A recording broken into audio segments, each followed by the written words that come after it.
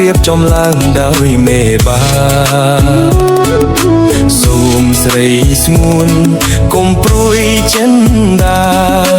បងសូមសច្ចារក្សាលុះស្អីអូនរីណាស់បានស្ដាប់វាចាពាក្យថាស្នេហាអូនមិនដែលយល់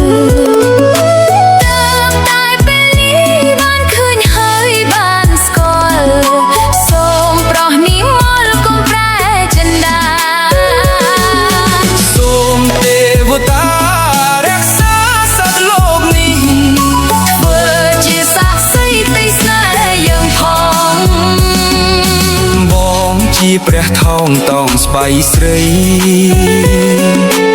ឯស្ងួនពិសីជានាងនាងអូនជាហងរូបបងជានាងពុំអាចខុសពីនេះបានអូនជាមច្ឆាបងជាកងគាអូនជាកតាំងងារបងជាសំសើមរូបអូនបានរស់ក៏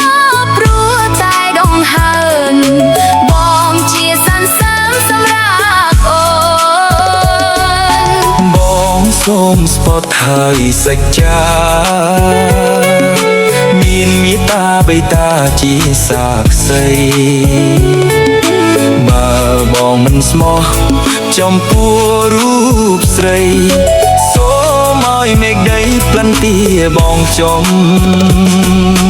អូនជាហើយណាប្រលឹងស្នេហ៍ស្នងអោបងអើយបងជឿចិនអូនចងពីថ្ងៃនេះតើអូនសូមនៅរួមរស់បើមានទោះខុសប្រណីអូនផងសូមទេវតារក្សាលើលោកយើងនេះ